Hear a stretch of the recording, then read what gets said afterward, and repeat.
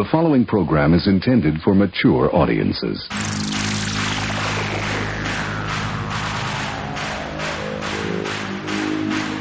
TBS, America's #1 independent television network, presents the following sports exclusive. You're listening to Basically a Sports Show. Follow us on Twitter at Basically Sports. Subscribe to our podcast on iTunes. And check out every episode of the show at basicallysports.tumblr.com. Now here's your hosts, Zach, Greg, Mike. And this is Andy, and you're listening to Basically a Sports Show. This is what it's come to, folks. We're talking about how loudly we type because the world is so bereft of sports at this point. I feel like it's fairly interesting. I like typing. Typing is interesting. Well, like you're depending on if you're in an office setting or not. Like sometimes, people just type normally, not a big deal. But then you get some people that get like a little heavy thumb on the space bar whenever there's a new word or whatever. Like it feels like they're typing on an old typewriter, like something like that. It's like, calm down. We have a guy who's fairly ancient in the building when we worked in the building anyway, that when he types he's a hunt and peck, so he's got a weird cadence when he types to where you just kind of hear space then space, like because he finds each letter and just like smashes his hand down on the letter. Oh, I'm a hunt and peck too, but I've got it down to a system where I can go pretty fast. Yeah, but you can tell when I hit a letter I don't use very often, I have to stop and go, where the fuck is that again? But yeah, typing never made sense to me. I couldn't get my hands to operate independently of each other like that. It's weird. Well, which is weird because you play a lot of guitar. I feel like that would be a very natural thing to adapt to. That's what everybody says, and it would make sense. But it's like with piano. I can play piano as long as I only have to use one finger for the bass chords on the left. I can play all the chords with my right hand, but I can't operate I can't play a melody or a bass line on one hand and the melody on the other. I just simply my brain just doesn't work like that. I can play guitar all day, but not a keyboard for some reason. Can you play an unchained melody? Why, as a matter of fact, I can. Yes, chained, unchained, you name it. Medium chained. Oh my love. Anyway, so everybody, I think I don't know about Zach so much, but I think we're all in the process of reopening here in the Midwest and in Florida. It was announced today that we may enter stage 2 on Friday. May. Which is what? Stage 2. Let me pull up what our old friend Gavin said today. I think it's like allowing certain stores to be open for pickup, not beyond restaurants and stuff like that. What do we have listed here? So it says that we're on track with all this stuff right now. What does this include? It includes places like clothing stores, florists, bookstores, sporting goods stores. But then it says after that, all with curbside pickup. So I don't know if that means that we can go into those stores. I don't know if that means it's only curbside pickup. But the big thing is that it does not include offices or seated dining.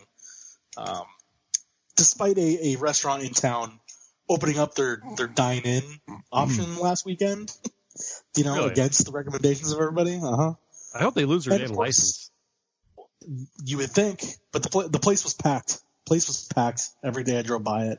Well, it's going to be an interesting experiment because we're going to find out what how this is going to go from this point forward, because you've got Georgia, which is either going to kill everyone or they're going to go, hey, look, see, it's not so bad.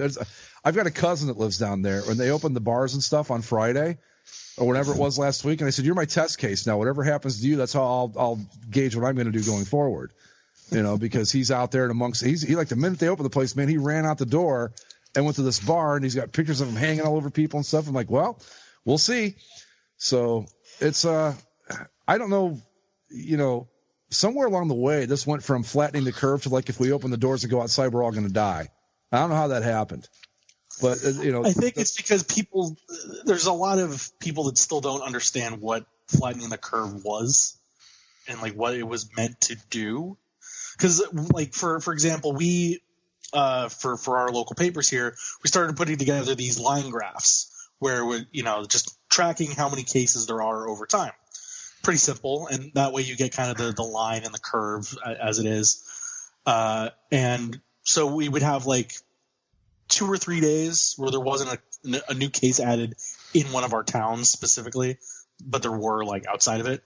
And all we get is comments filled with like, "Oh, we flattened the curve. We did it. Let us go outside now." And it's like, it's not how that works, but well, sure. It's difficult to get people to understand a gradual idea. People are very binary in large groups, where you can't even something as simple as a 3-step process. That's too long, especially when you're coming to a summertime when people are already bitter about all their plans being screwed up or rescheduled or just canceled in some cases. But like you said, some people, I mean, beyond just the lunatics that are out there just like claiming it's all, what is it? The actors, crisis actors, and all this bullshit. Like, it's more about just like I either want it all or I want death. And in some cases, I love all right, well, here's your death. I love the sign that you posted, Andy, on Facebook the other day. Some lady was like, "Give me COVID or give me death." It's like, it's like, all right, well, here's your COVID-19 then. And like, good luck. There was a lady out in Illinois of all places that was protesting with the sign. Is this the Holocaust sign? Yeah. Oh, for fuck's sake, I saw that. She had a sign that basically it was the words that were above. It's the Auschwitz concentration camp. Through work freedom. And I just love the quote. When asked for a quote, she was like, "I have Jewish friends," and it's like, oh, okay. Okay, all right. Well, that makes it all okay then. Yeah. Well, down here, our governor Newsom, because a week ago, some of the beaches here in Orange County were flooded with people, particularly in Newport and Huntington Beach. And so the governor said, well, we're going to close the beaches, but only in Orange County. It wasn't a statewide thing. And so there were protests, as you can imagine. And somebody drove a truck through Laguna Beach, a U-Haul, with a big banner on the side of it, which was Gavin Newsom's face, with a Hitler mustache on a red and black, like, German cross background. And just, like, stop the tyranny. And it's like, he closed the beach for a week. That's not tyranny, you goons. But again, that's the binary mentality. That's the right. If you're restricting my freedoms, you are a terrorist. You're a monarch. I don't know. The crossed wires of the protesters is what confuses me the most, because it's like, part of what defines American is protesting and fighting restrictions, but at the same time, then it's like, oh wait, what are you doing with the Confederate flag? And what's the Nazi flag? Like, pick a lane, guys. Like, you can't sit there and be like, not only am I protesting tyranny, I am wearing the clothes of wearing the banners of human oppression and genocide. So it's like, well, what are we doing? Freedom for all, or just freedom for some, or just? Fact of the matter is that the far right in this country is so has lost their goddamn minds, and some of them are just going right into the fucking neo-Confederalist ideology, neo-Nazi ideology. It's like you said, and it's so frustrating because you have Trump supporters who are like, you just think that anyone who disagrees with you is a Nazi. It's like, no, I think the people who are carrying Nazi slogans and waving Nazi flags are Nazis. Right. Like Jesus Christ. They're just wearing the uniforms, like it's like, I'm just calling it as I see it. And so if you are, one of these quote unquote, sensible right wing people, and you're like, I don't like it when people call anyone, on the right a Nazi. It's like, guess what? If you're not actually waving a Nazi flag, I'm not talking about you, and you need to man the fuck up and get over yourself. I'm calling people who are actually Nazis, and if that bothers you, then maybe you need some self-reflection. That's a good point. It's just, at what point does anyone, I mean, obviously, mental illness and, is just completely, tearing apart the population. But at what point does somebody at home look through their clothes? They probably have tons of clothes, and they say, I'm going to go protest today. And obviously there's a lot of people with their American flag stuff and their fanny packs and their all this shit. But then there's that one guy who's like, you know what? today's a great day to bust out my brown shirt with the red Nazi armband. That's today's wear, But the other question, which I have a very confused, like, delicate thing about, is like in Michigan with the protests in Michigan, where they stormed the city hall, like all armed with machine guns. The state legislature, in Lansing. If those guys were not white, they would have been shot or they would have been put in prison without question. And I just don't understand. I am like not anti-gun necessarily. I'm trying to be more flexible about it because I understand guns. I understand why people. It's something of a hobby for some, and some do it. Most do it, I would say, very responsibly. But I just don't. I don't understand why people need AR-15s and long guns and shit. Anyway, that's beyond the point. When you go to a government building, armed to the fucking teeth, as a simple mode of expression, like, I just don't understand how. Like, you're never going to go to one of these places, I feel like 9 times out of 10, and be met with civility, where it's like, oh, I see, you're a citizen and you are just exercising your right to carry a machine gun. It's like, this is a day and age where buildings, public buildings or whatever, they get routinely blown all the fuck. Like, why should we take chances just because you want to exercise your Second Amendment or whatnot, If you storm a government building armed to the teeth, you're a fucking terrorist. And that's right. Yeah. And I am a strong supporter of the Second Amendment, but what those guys did was just straight up wrong. You don't do that. It's not a good look. If you are a Second Amendment supporter, it's not a good look for anybody that believes in gun rights. You make everybody, it's like the Nazi thing. You make every right winger, or, in the case of the Nazis, anybody that like shares 30% of your beliefs, look really bad. And when you show up with guns, you're not protesting, you're a terrorist. Just like Mike said, I completely agree with that. And what are you going to do? You're going to shoot the place up? That's not going to help matters at all. Then the National Guard's going to come in, and then we've really got a problem. It's just a bad look and a bad idea. And I don't know what they thought they were going to accomplish by bringing like AR-15s and shit to the State House. Like you said, Andy, they're not going to come down and go, oh, well, they've got guns. They're serious. We better do something about this. No, they're going to strike back hard. And the thing that cracks me up, and I don't want to go off on too much of a tangent here, but the thing that cracks me up about these people is they honestly believe they stand a chance against the government in a firefight, which just blows my mind. It's like, do you get it? The government has nuclear weapons right on down the line. Planes, bombers, drones, tanks, armed troops that are trained to do this shit. You really think you're going to beat them back with your shotgun or your one AR-15? No, you got no chance. And that just drives me crazy. But anyway, I digress. But yeah, and that's all through recorded modern history. There was several times in the 80s and in 90s. I mean, Waco is kind of a mixed bag, but there was the Oregon standoff recently. I mean, anytime these things have happened, the government has tried very hard not to make it a like complete obliteration of their own people. Right. They try very delicately to quash the situation, but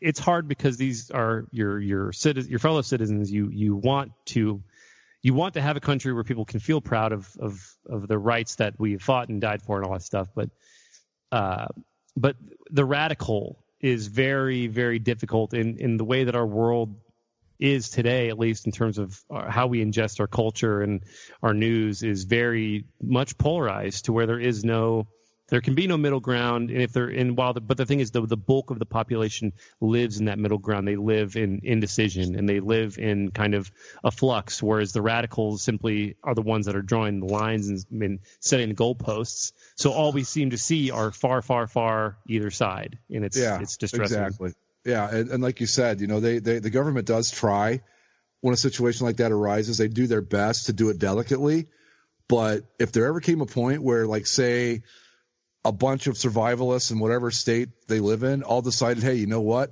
We're taking this thing to the streets. We're going to war. It would end quickly. They always say you'll get my gun from my cold dead hands. And the government's like, okay, fine.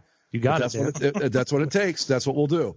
And I mean, really, if they took to the streets and say, I don't know, in Montana, which I don't know if there's enough people there to even warrant the trouble, but let's just say that there is.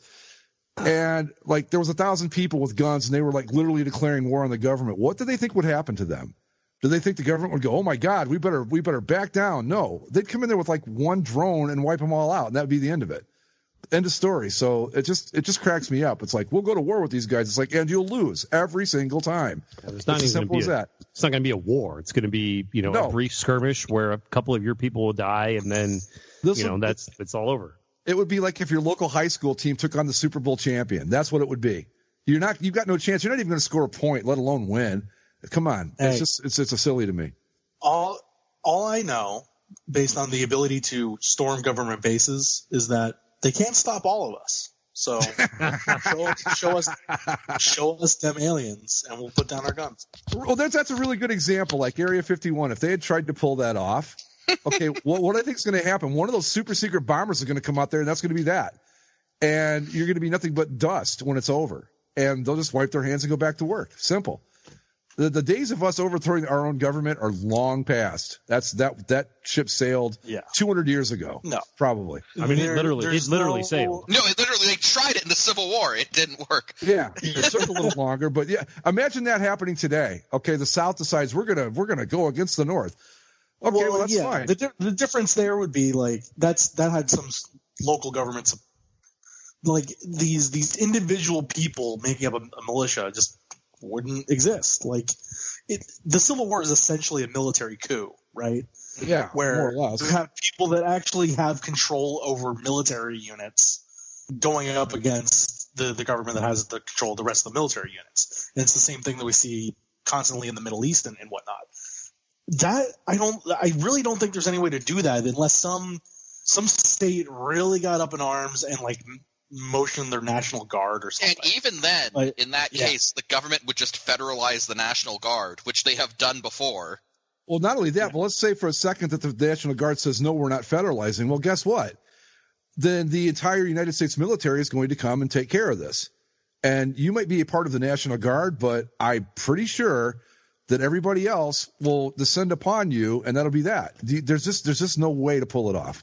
No way. It would have to be something that like a coup d'etat at the top levels, and then that's the only way it would ever work. And then, if we reach that point, well, we're in a lot more trouble than a bunch of yahoos with shotguns. We're all in lists now. We're all in lists. Like because we're having this conversation. Yeah, well, I'm old. I don't care. I got nothing to lose. You guys, your lives are in front of you. You might want to hang up. No, I mean, legitimately. I'm not a fighter, guys. No, like legitimately though, my uncle is actually on a list. Really? He is on a list of prominent Jewish professionals that is circulated among neo-Nazis for the takeover. Are you fucking kidding me? It's a real thing. Oh my God. That sickens me. I'm sorry. I feel terrible about that. That's fucking awful. Mm-hmm. Oh, Jesus Christ. Just when you think you've heard it all, folks. Wow. Well, anyway. But in terms of sports opening back up, isn't NASCAR coming? Yes, NASCAR is coming in 2 weeks. Something crazy, like a bunch of races in a short amount of time. Didn't I see like 7 races in 10 days? Yeah, but they're not all, they're like different. Okay. They're not it's not all like Cup Series. No, it's like the Cup Series will run one day, and then like the basically the AAA version and the trucks, and that's how they're doing it. They're spreading out 11 races over 7 days, but it's still going to be a lot, even with it spread out like that. But yeah, no crowds, right? No crowds. So this is going to be the grand experiment, and this would be awesome if they just ran them all consecutively without stopping, just merged it all, like 3,000 laps or something, and they just whichever car is still running by the end of it. I think that'd be kick ass. Like there'd be just a live stream. Yeah, because you could like absolutely watch that. Can't sleep, wake up at 3 a.m. You turn on, they're still going, and just like drivers are all falling asleep. There's been like 2 fatalities because they just like nodded off the wheel. I would watch that. I absolutely would. But yeah, they are coming back. No crowds. They claim they've got safety measures in place, but this is going to be kind of a test case for the rest of sports because you've still got pit road, which has got, 6 crew people and like 3, 4, probably 10 people per pit, pit box or whatever they call it, times say 39. So that's 400 people almost, probably more than that actually. But aren't they all wearing generally? I mean, usually they have uniforms, gloves. I mean, they're fairly covered anyway, I think. Anyway. Yeah, they are. Yeah. So my hope, I mean, I'd be lying if I said I wasn't happy about this. I mean, I think it's way too soon, but okay. But my concern is that they're going to do this and screw it up for everyone else, because there's going to be like some sort of outbreak and everybody else is going to go, oh, we can't do it. See, look what happened at NASCAR. And they're covered up and everything, and look what happened. You know, baseball, basketball, hockey, forget it.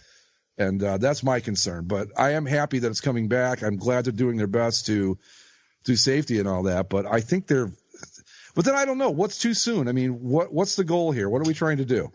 I guess that's my question. With the sports, with all of it, I mean, the virus isn't going anywhere. It's going to be out there. No matter how long we stay in the house, it's still going to be there. So I don't know what the goal is at this point. I think isn't the idea that in terms of like getting the sports back, that they would have to wait until there was sufficient testing available to make sure that maybe that's it. That if any of these guys, if it's possible that somebody got it, they'd be able to test them once a week or whatever and be able to do that. Yeah, but or is it just that and like some sort of treatment be available? Because I thought that's what I saw.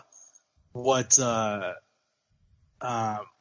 it Fauci or maybe it was news? I don't know. All these things get so muddled. But I thought I remember seeing that somebody said before, maybe it was just California, but before there could be any sort of professional sports or things like theme parks reopening, there would have to be treatments available before they could do that, which God knows how long that would end up taking.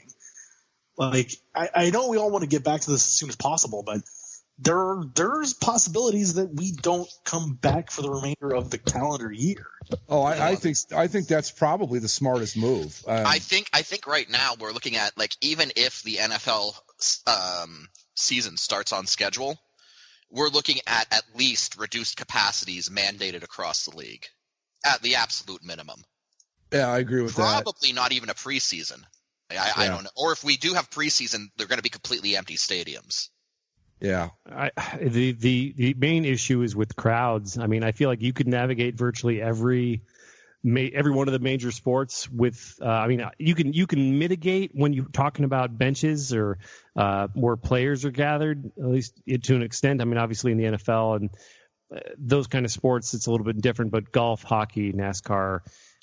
There's adjustments that can be made within the spectrum of the game, but when you're talking about the money makers, the attendance, and all the economy that goes into the crowds gathering, I mean, that's obviously billions that'll be lost. But at the same time, what you're also looking at is losing a lot of television revenue by not having these sports at all. So I think what ultimately will happen is kind of the middle ground where you're going to be seeing maybe. I don't know about basketball. The NBA seems like they're really wanting to be aggressive about coming back this year and finishing the year. Like LeBron basically said, like he doesn't want to miss any time, which I understand. I mean, he was on track to win the championship, so I kind of don't blame him. Yeah. The NHL seems to be of the same mindset. Well, the NHL is just being dumb about it. Not gonna lie, but you know. Yeah, they're not doing it smartly, but they still want to come back. But the problem that the NHL has versus the NBA or the NFL, the NHL defends so much more on their gate revenue than everybody else. Like, yes, there's TV deals, but the NHL depends on so much on the actual ticket sales. Mm-hmm. So they would have a different financial sort of situation coming back or not than even the NBA or NFL would. Yeah, the NHL doesn't have what's the NFL TV contract these days in the billions? They don't have that to fall back on. I mean, they've got. Yeah, okay, well, do they have straight up $5 billion television rights fees in Canada? So does the NHL do like the NFL and split that evenly amongst the franchises, or do the Canadian teams get more? Yeah. Oh well, then that helps. That helps a hell of a lot, actually. But it's going to be the problem I see, the biggest problem they're going to have is, let's say that we do resume like the playoffs, okay, in either sport, NBA or the NHL. The minute one guy tests positive, it takes out that whole team, both teams actually. Yeah. And then what do you do? Do you go what? I mean, would you have the COVID-19 tournament? Well, like you're in until you get sick, and then you're out no matter what. Like, you could be up in a series 3-0 with a 5-goal lead, 5 minutes to go in the third. Somebody tests positive, fuck you, you're done. up next to Columbus Blue Jackets. I mean, come on, how does it work? How do you do that? You know? Yeah, no, that's the problem that all these places or the NBA and NHL specifically are having is you can create these plans all you want, but what are the contingencies should these things happen? Yeah. And I think for the most part the answer is always I don't know. Yeah, throw your hands up in the air and say, well, I mean, I guess we have to stop. It's unprecedented, you know. I mean, it's difficult to say, even hypothetically, like, okay, we're going to come back. Well, and let's say player X gets the virus. Like, well, okay, we're not going to shut down the team or stop operations. We're just going to basically put that player, treat it like a concussion protocol where they're essentially exiled, and we'll either promote this player from wherever or sign this player. But then, like you said, the major issue is it just depends on the timing and the strength of contagion within the locker room, within the facility, within the roster. Go ahead. No. Go ahead. But that's the problem with this, is that you can be showing no symptoms and be contagious for 2 weeks.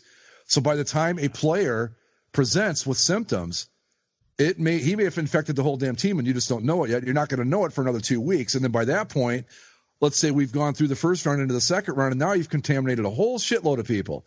And that's the concern. That's where every plan goes off the rails. Unless you're just okay with that. Not us, I'm meaning us, but like if they're okay with that, well, okay, fine, I guess. But short of that, it doesn't seem fair to me, because the one thing NASCAR can do is if they lose one team, doesn't mean they've got to take out everybody else, because they're all individual teams. So that helps them in that respect. But when you're looking at it from a like, say, if I don't think any of our teams are even in the playoffs this year, are they? But no. Well, hockey. The Leafs are in. Okay, so let's say I think the Blue Jackets are too. In some of these weird situations, some of these scenarios they try to throw out there is like, well, what if we did this? They had a thing where they were going to put 6 teams from every division in the playoffs. So teams like the Ducks, who are bad, would somehow be a playoff team all of a sudden. I love the idea of having like a complete league playoff and just like single elimination, like 1 versus 16 in the conference. Let's go. They were gonna do best of 3s in like. Ladies and gentlemen, your 2019-2020 Stanley Cup champions, your 14-win Detroit Red Wings. Way to go, boys. Oh, there's no way that Detroit Red Wings team is so bad. Even if they pulled it off, the Red Wings would have been one of the teams that did not make it because they were that. No, but I'd say that if Mike goes with an all-league playoff, that'd be great if they're like, we're doing the whole league except for you, Red Wings, because you just suck that bad. We're not even going to fucking bother. Well, it's 31 teams. You can't have an odd number. So yeah, exactly. You can't have an odd number. So Detroit. Fuck you, Detroit. Well, I mean, no matter what you do, there's not going to be an outcome. I guess maybe baseball and football, since the season hasn't started yet. Those are the only ones you give, and I guess NASCAR and golf.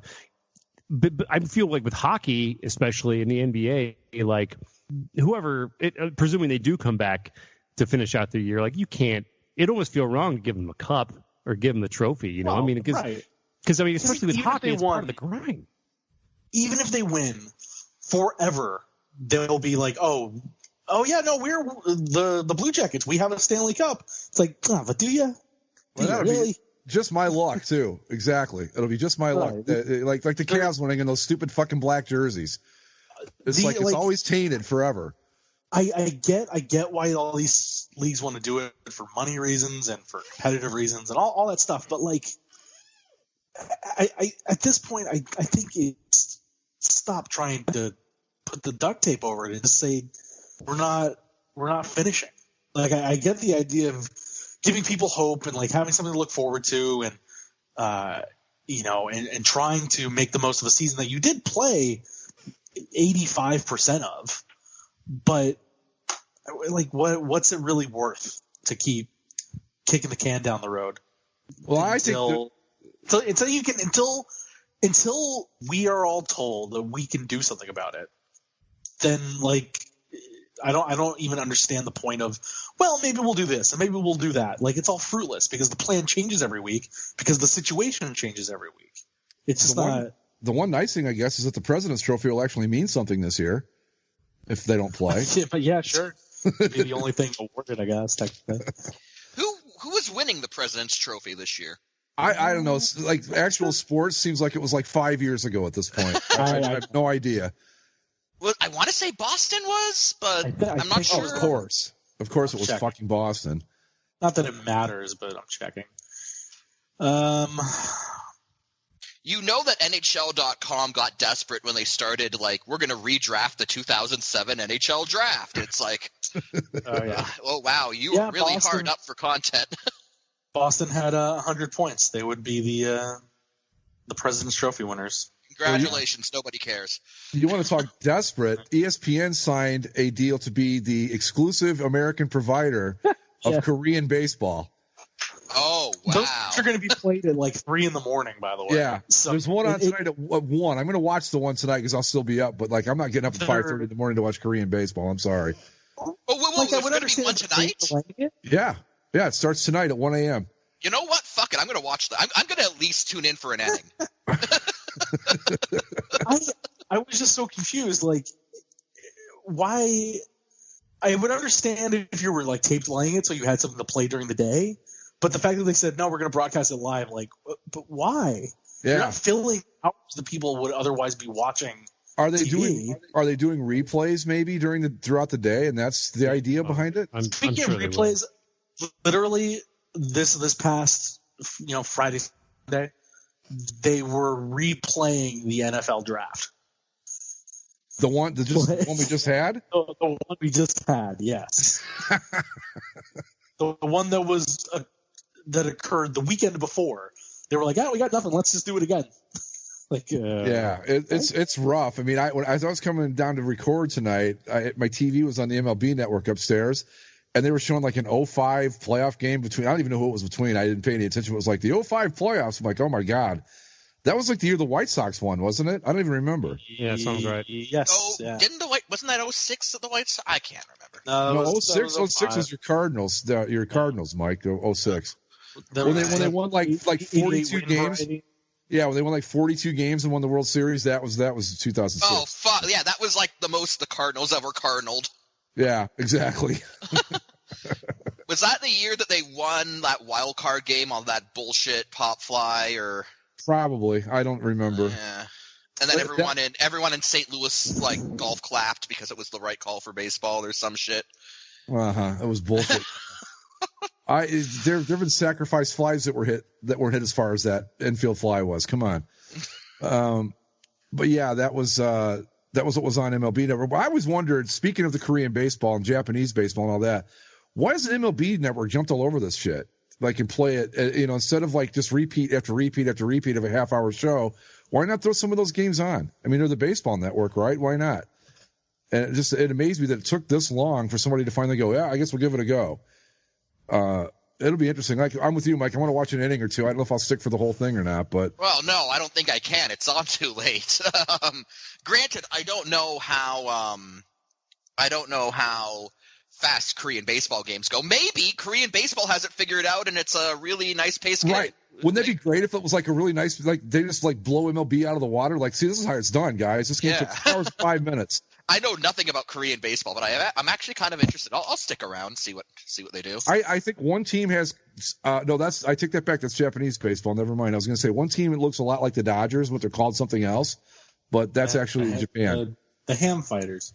Yeah. No, it's the somebody Dragons. They have like. Yeah, well, Japanese baseball has like the Dragons, who are the Dodgers, and then they just flat out have the Tokyo Giants, who are the San Francisco Giants. Who wear black and orange and look just like the Giants. Yeah. Yeah. Anyway, the NFL. the NFL is going to release its schedule on Thursday. Do the whole shebang that they do for that. Oh, good for them. Is that going to be a 3-hour event kind of thing to where? Coming up next, week 5. The Bengals. Right. But they also announced that should the season get played, they will not do their international games this year. Well, hey, there's a blessing in disguise, right? True. So no games. Who's Jacksonville playing this year? I have no idea who they're supposed to be playing. What's there supposed to be like a bunch of those games this year too? Jacksonville was going to play an extra game over there this year. They were going to play two home games in London. So that obviously the Jacksonville season ticket holders were pissed, and I think we saw one of those guys. And now they're even more pissed because we saw one of those guys in the frickin' in one of the threads. Yeah. So the looks like the Jags were going to play 2 London games. Cardinals, Falcons, and Dolphins were all going to be playing abroad. I think Mexico City was the other one. Yeah. So I believe the no. Chargers were supposed to play in Mexico, maybe the Raiders. You know what? Good. The international games are dumb. I can tolerate Mexico City, but those London games are just idiotic. Like 9 a.m. football is just too weird. I do love like the teams that get selected for the London games though, because it's like, oh, you want to grow American football in the UK, and so instead of sending over like maybe a rematch from the Super Bowl, it's like Jags Texans. It's like, who the hell is this converting? Like, well, it would be like us going, we want to send our best and brightest to represent America, and we get those fucking yahoos from the Michigan State House and put them on a plane. Yeah. That's what we're doing with the NFL, basically. Yeah, I thought the Jags had established a fair like representation over there because they're so consistently. Like I know that they're like the quote unquote official London team, but I don't know if they're particular. Like I don't know if they're popular or not. I bet you $1 if you went to any stadium there during a game, you see more Tom Brady jerseys than you see Jacksonville Jaguar jerseys. But that's just me. I don't know. I just think the whole London thing's dumb. It's just too far away. Well, like I mean, baseball goes over to the UK, right? They just started last year, yeah. Yeah, and last year when baseball went over to the UK, they sent Yankees Red Sox. Like this year it's supposed to be Cubs Cardinals. Right, yeah, another storied rivalry. So it's like maybe even if those teams aren't good, like those games are still important, and they're famous teams who people from other countries would know. It's like who the hell is getting excited over like Dolphins Bengals in London? Like I believe last year or maybe 2 years ago, the Chargers played the Titans. Oh God! Oh God! Like, nobody gets excited about a Bengals whatever game here. I mean, why would they expect anybody else to get excited about it? I think McCarthy once mentioned that he when he went to a Bengals game years ago, he ran into like some British Bengals fans who actually went to Cincinnati.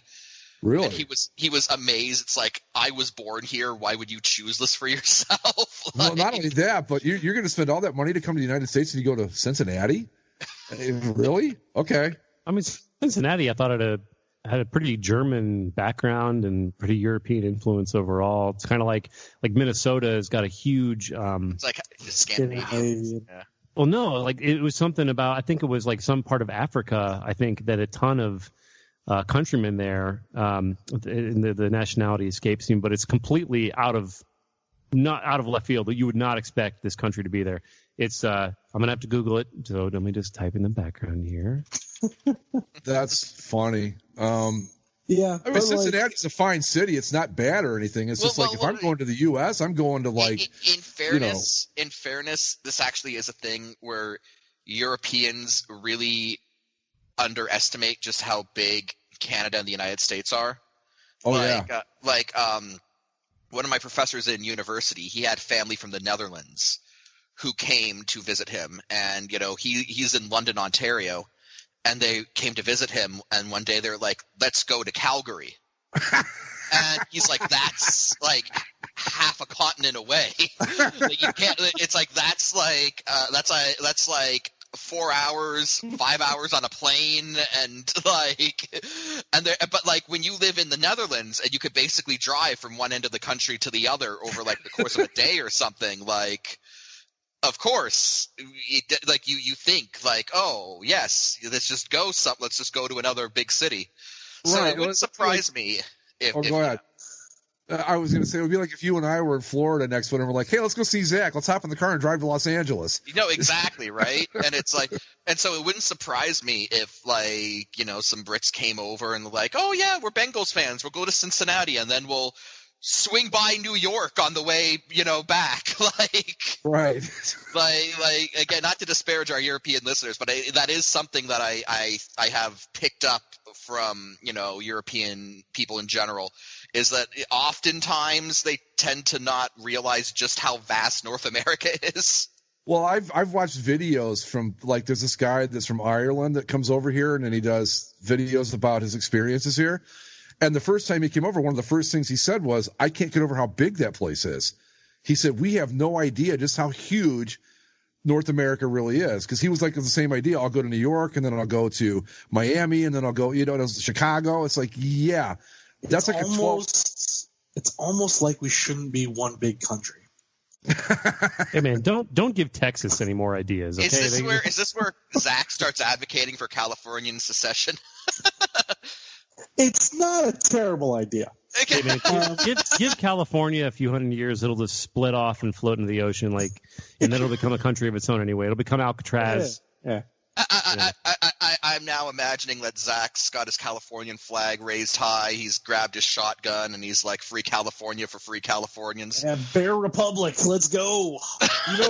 California is probably the only state that could actually pull it off and be its own. I mean, probably Texas too could probably do it. I don't think Texas has got the economy California does, do they? Texas has a pretty big economy. A lot of stuff. I don't know, man. I think California is. If I had to put my money on one state that could pull it off, I'd say California. California is definitely the best position. I think California's economy is actually larger than France's is, like just California's alone. So it's one. I read somewhere it's either like the 12th or the 4th largest economy in the world.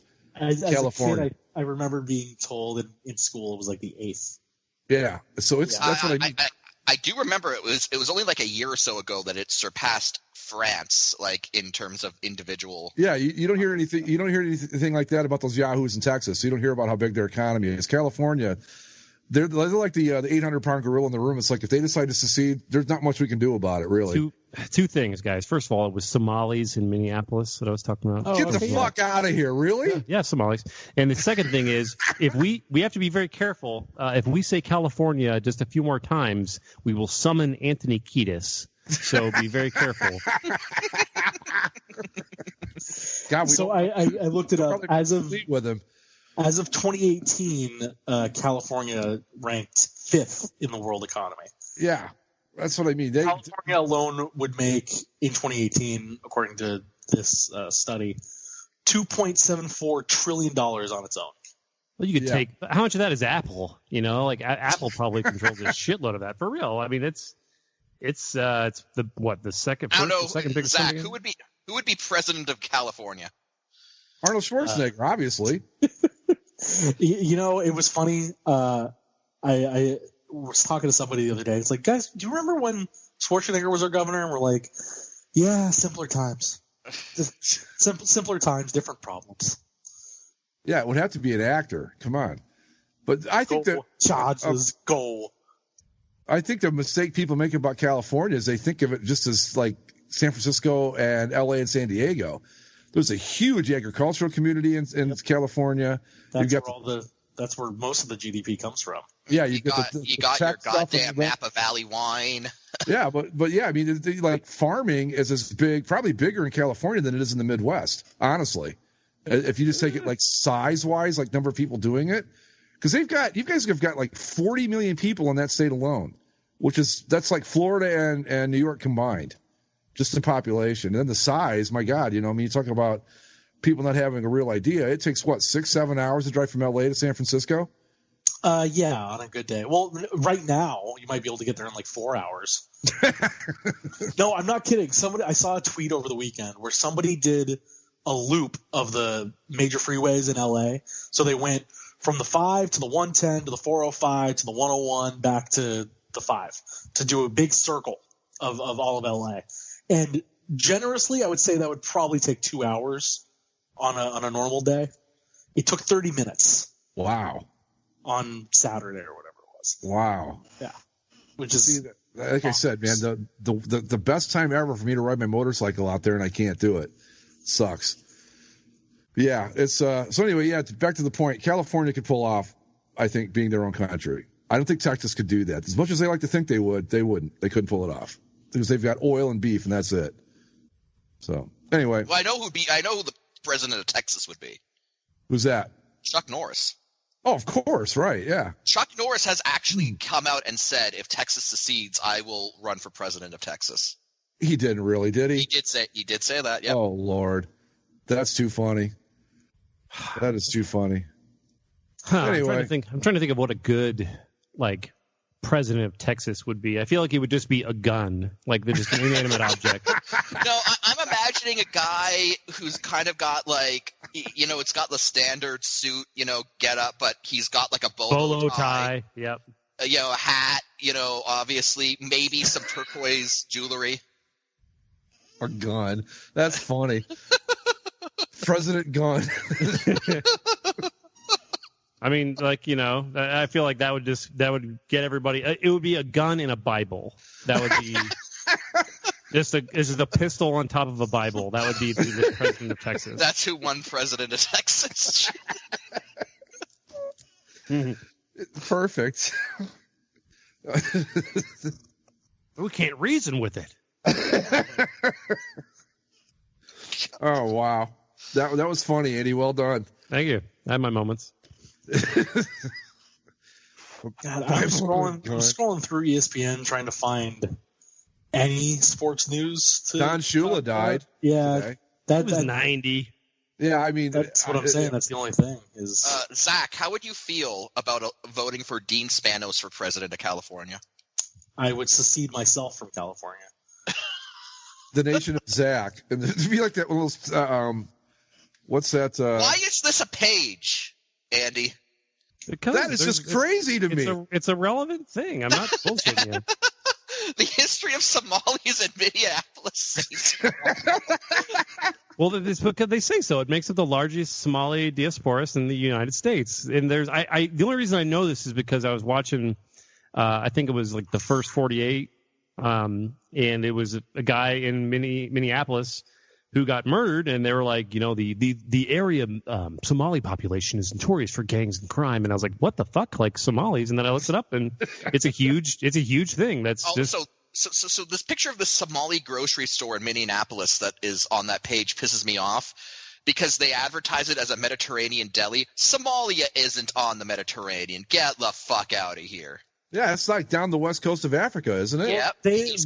Wasn't that the portion of Africa that Italy controlled? It is, yes.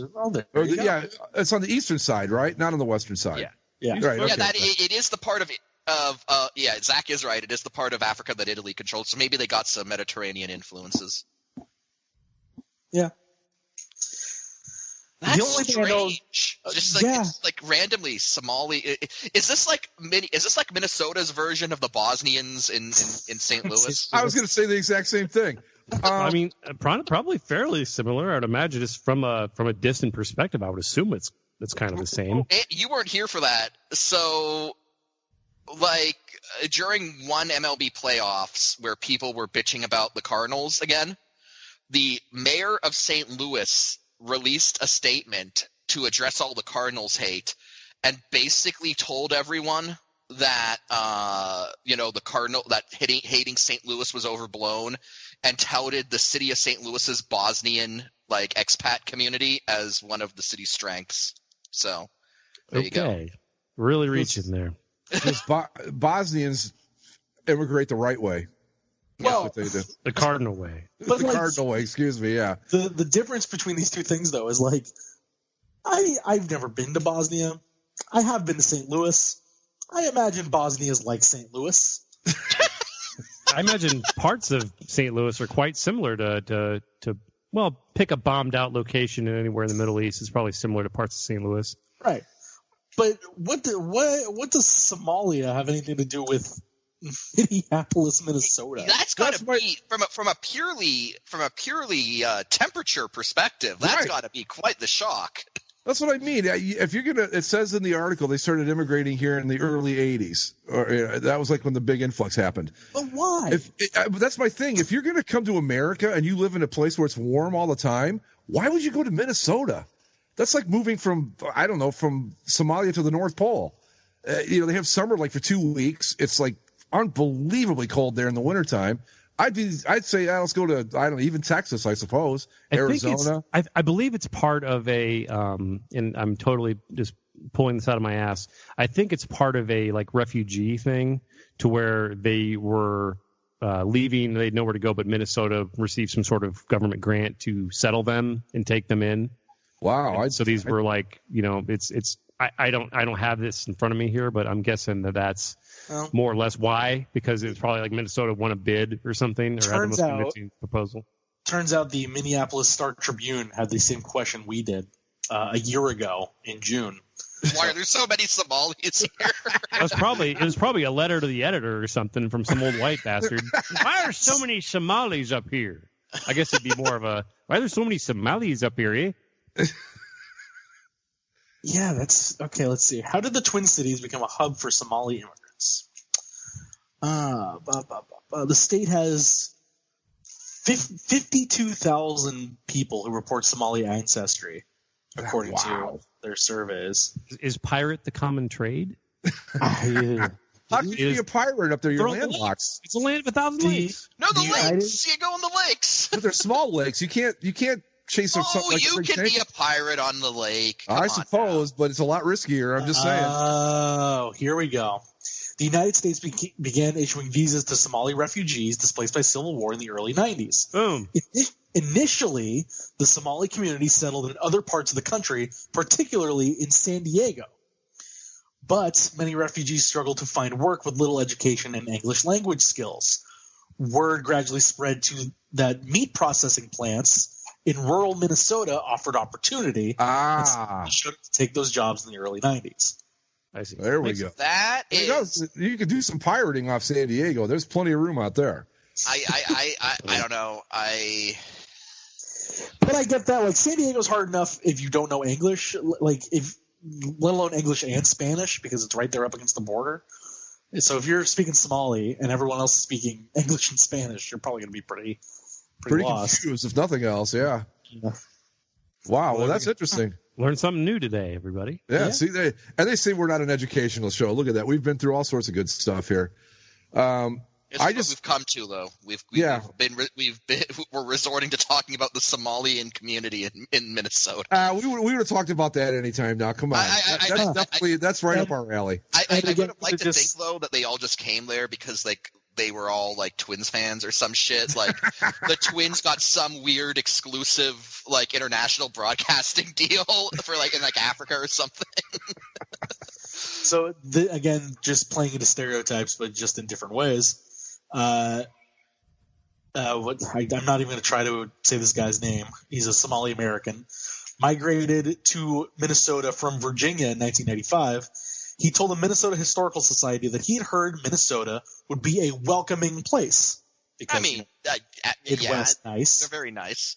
And so he told the newspaper there that Somalis were driven to go where they thought they could get a job without concern about racial issues. So Minnesota had jobs. It's like it was the whitest state in the country. Nice job. Right. They have jobs and they're nice.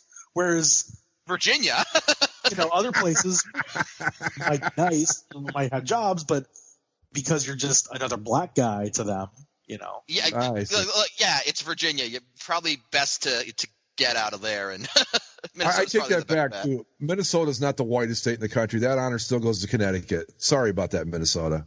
You're still in the top 10, but you're not number one.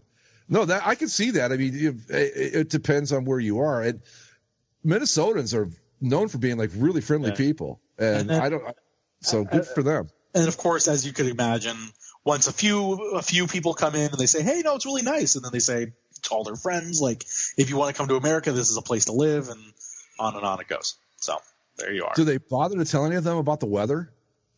Because I'd hear that it's like pretty below zero. I'd be like, "Yeah, I'll stay here, thanks. I'll keep pirating, no problem. At least it's warm out." Oh, come on, Midwestern wind. Okay, no, it is actually pretty bad. But no, Minnesotans moved to Ohio to move south. That's how bad winters are up there. I mean, we have the privilege of being picky about where we live. I mean, if you're a job-starved, poverty-stricken refugee and somewhere in the, cold anus of America wants to offer you a a job and a place to live and some opportunity, shit, take it. I mean, it could be worse. I mean, I guess, it could always be worse considering where they came from. But like, I mean, not that I know shit about Somalia, but if you're a fucking refugee, then I imagine Somalia is not a great place. No, yeah. I mean, yeah. No, I mean, we joke, but yeah, I mean, good for them. I'm glad that they found a place that's welcoming and that they can thrive. That's awesome. And that's unfortunately now you all have to be Vikings fans, so there's that. Yeah, well, there's always a downside to everything. It says that the other Timberwolves, worse yet. But on the plus side, you are fans of the best team in the NHL, except for winning games. So right. Once they don't really follow hockey, so they're not aware that their team really isn't the best because everybody says it is. They're like, oh, good enough for us. But I mean, no, seriously though, great for them. That's awesome. That's what America's supposed to be about. You come over here and you can do your thing, and I guess even in the cold if you want to. But yeah, that's awesome. Well, so good for the United Nations says that Somalia is one of 5 countries that together produce 2/3 of the world's refugees. Another one of those 5 countries is Myanmar, which is also a major source of newer refugees in Minnesota. So look at Minnesota. Good on Minnesota them. Go. Yeah, see, they are friendly. And that's another, I think, a thing about the Midwest. We're supposedly all friendly. I got news for you. Ohio's filled with assholes. We are not very friendly here. I don't know about Michigan because, I mean, I don't remember. But Andy can speak for Illinois. But I know that Ohio, we're not really – I mean, we're okay. We'll be cordial. But to think that we're like, hey, how you doing? And, no, it doesn't work like that here. People are generally assholes here. I have not – the only people I've met – I mean, I don't know. I'm not the type of person who likes. I would guess I deal with in my distant job experience. A lot of the people I dealt with from Pittsburgh area in Pennsylvania were kind of dicks. I had a job where I routinely fielded phone calls from people who lived out in Pittsburgh and that greater area, and a lot of them were kind of dicks. But it was more of just a style of talk because, like, I would talk to people who were either from Texas. Parts of Texas and like Houston area and Illinois and Pennsylvania. And so whenever a call came in Pennsylvania, chances are it was going to be some dickhead. And but it was all about tone, and it was about their like how they chose to talk. Where a Texas guy might be like, Texas people were generally friendly, they were rather patient. Illinois people were dumb. That was the main thing. Illinois people dumb, friendly but dumb.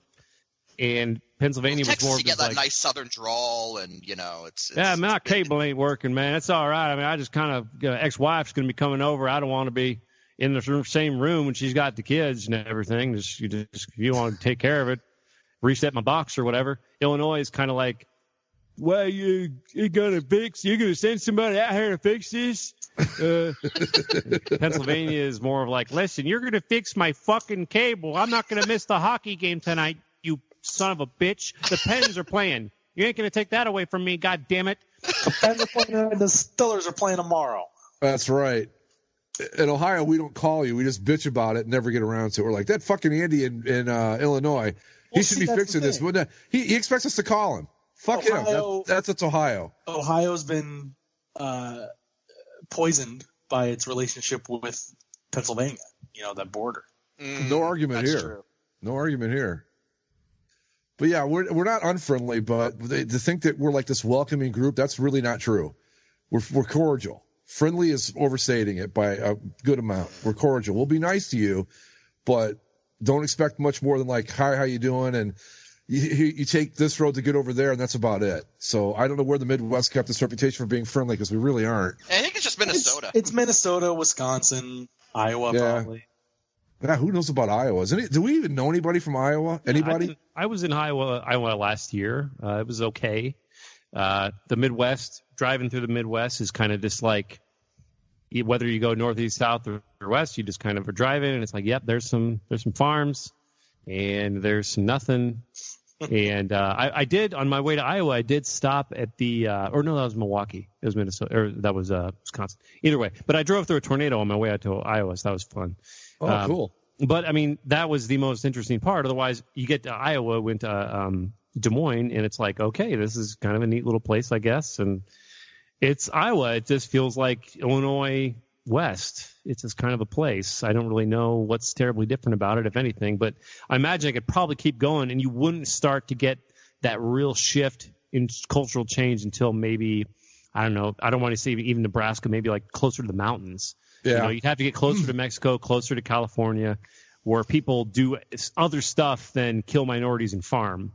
Like that's generally the shit kickers and stuff over the flyover states, and then you finally get some like real.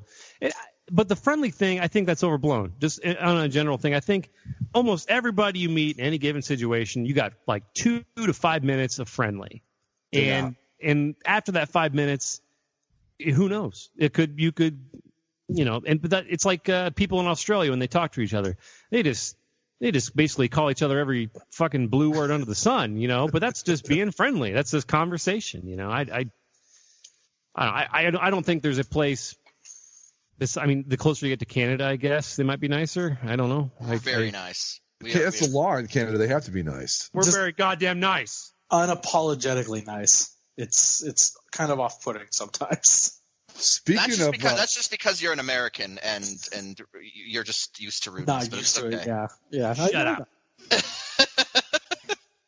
Speaking of I don't know, like I've during this quarantine period, my girlfriend and I have gotten into some Canadian sitcoms. Nice.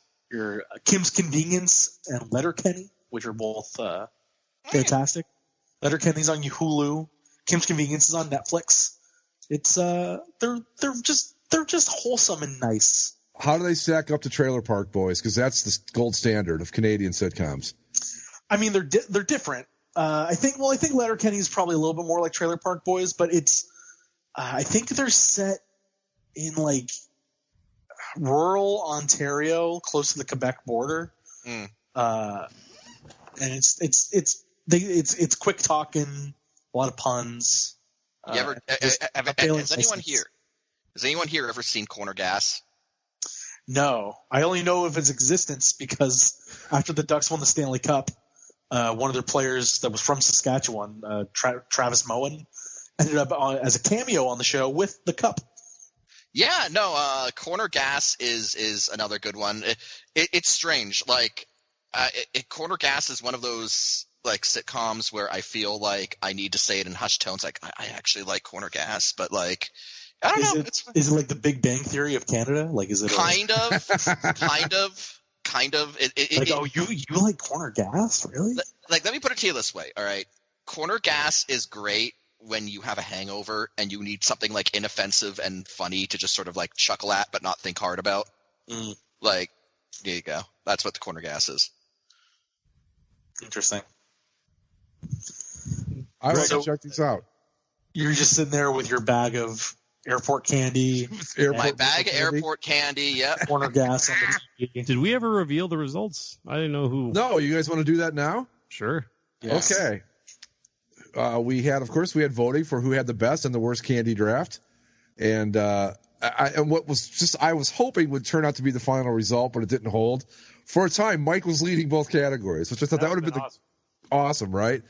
But it didn't hold, Mike. Sorry to say. Zach, the easy winner in the who had the best candy draft. Yeah, damn right. Pulling in 41.6% of the vote. Ooh, boy. Second place was me with 25%. Then Andy with 12%. Oh, no, wait a minute. Mike came in third. I'm sorry, Andy. You finished last in the who had the best candy draft. Twizzlers is what fucked me. And Y'all fuck it. You made fun of my airport candy. I mean, don't get too big. Don't get too ahead of yourself there, Mike. We haven't gotten to who had the worst draft yet. I'm sure you got some European vote with the Cadbury stuff. And then other people may just look. I knew exactly what I was fucking doing. All right, so yeah.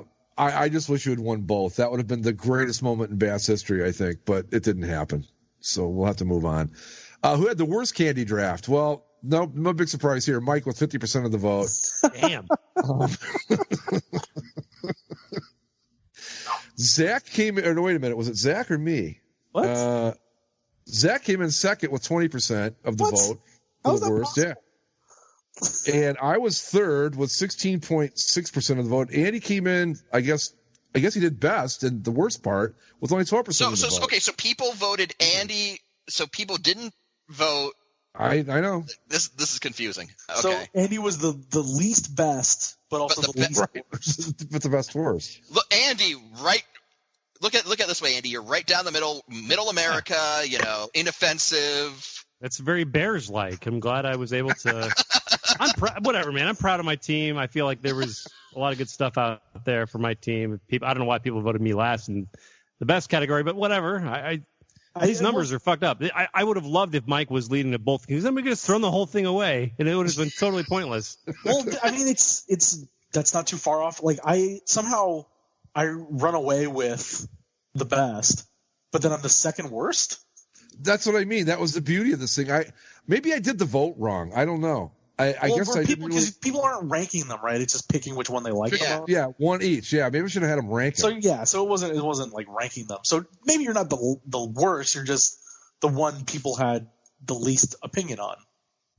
Yeah. Well, the other thing that I was thinking of doing in a similar vein was, drafting is a little. You can definitely overdo the drafting thing. Like there's, I have a friend of mine is doing a podcast, and they're just like every week they're doing drafts with like 3 people, and I don't know how they've managed to keep getting content. But the other thing I was thinking of was doing some sort of a quiz, a logo-based quiz, to see who knew among you guys has the most logo knowledge or whatever. But interesting.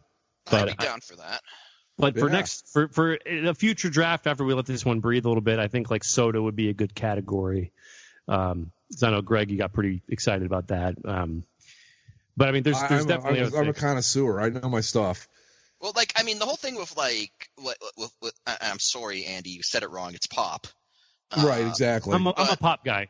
So don't worry. Okay, well, okay. Don't even start, Zach. You're already outnumbered, so it's pop, and that's the end of it. What?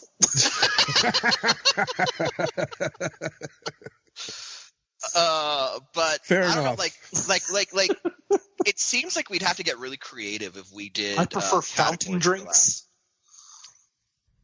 Okay, Mike. Sorry, what? We'd have to get really creative if we wanted to do like categories, like just generally, like how do you? Well, because would it have to be like colas, lemon lime flavored stuff, like yeah. Well, again, that's why you have general ones. I mean, you have a dark cola, you'd have root beer of some kind, you'd have lemon lime. Then you probably have fruit category, then a wild card.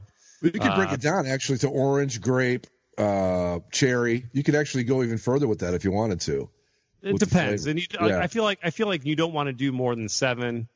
Because I felt like the length we did was just right.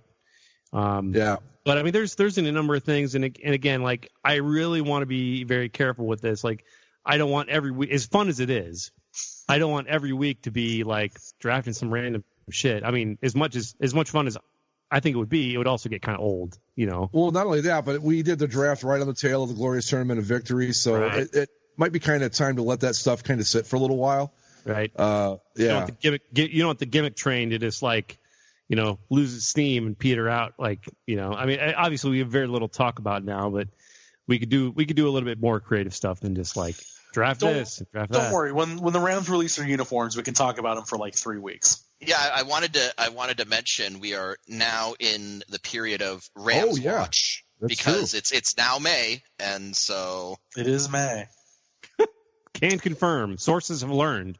It is May. So now I guess these things could drop at any point. I can't believe that we've gotten to May and they still haven't said like we're going to do it on the 12th or something. Like that just makes no. How do you still hold on to that? Well, apparently you're missing out on potential revenue that you're not going to get because I'm not going to buy it. But I have breaking news, by the way. Oh. Uh-oh. Breaking news. So there is going to be a new scripted TV series about Joe Exotic of Tiger King. Oh God! Amazing. So the star playing Joe Exotic will be none other than Nicolas Cage.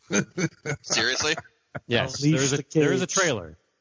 Are we unleashing the Rage Cage? I don't know how. First of all, I mean, anyone who's seen him in Con Air, as fun of a movie as that is, knows that Nicolas Cage cannot do an accent. He is not a man who does accents. You take your face. It could be argued that he doesn't do acting. I don't know, man. Leaving Las Vegas, which was I just watched National Treasure the other day. National Treasure is fun as hell. I enjoyed National Treasure. Oh, National Treasure's fun. I'm just not sure if he's acting or just being Nicolas Cage. Oh no. He's just being. He's just kind of him. He's not special or anything. But I mean, but the whole thing is like everybody in that show, from the they all could do an impression, and usually a pretty decent impression of Joe Exotic. He's got a very distinct voice. How Nicolas Cage is going to channel that and actually do it accurately. I mean, there is a trailer. It's Carol Baskin. I just don't see him doing an accent with any sort of. It's called Primal is the name of the show. Apparently, Carol Baskin is nearby where I'm at, so that's been fun. Yeah, the Big Cat, whatever it's called, is in the Tampa area, right? Big Cat Rescue, yeah, I've actually been there. That's not legitimately, they're not really going to do that, right? The Nicolas Cage thing? I thought that was just like a meme that was going around because he kind of looks like Joe Exotic. No, it's a thing. Oh, Lord. Apparently there's a trailer up. No, there's no trailer. I lied. That was for a different Nicolas Cage. All right. My bad. But just on Nicolas Cage really quick, I think that the knock on him is that for a while there he would take anything that would give him a paycheck.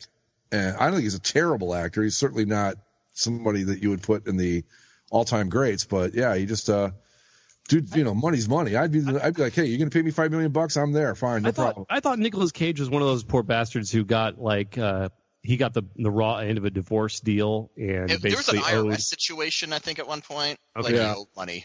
He owed a lot of money. It was kind of like Robert De Niro when Robert De Niro he's taken every acting job he can get his hands on the last 5 years because he needs to pay off alimony or something. And everything he touches is his garbage now because he takes on every role he gets. He doesn't say no. Right. Well, and not only that, but Nicolas Cage, from what I understanding, bought a lot of really stupid shit too and spent a lot of money for it. Like buying items. I forget what one of the really dumb things. He bought a full Tyrannosaurus skeleton or some shit. Yeah, paid $3 or $4 million for it. I mean, he does shit like that too. So that's why he's in everything that he can get his hands on. But hey, if they're going to pay him, more power to him is the way I say it. Yes.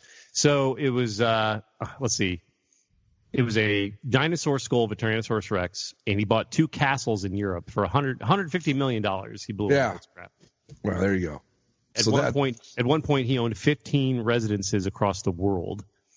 He owned a tomb, an octopus, shrunken pygmy heads, a $150,000 Superman comic, and he bought, I guess, the dinosaur skull, but eventually had to give it back to the Mongolian government. So, yeah.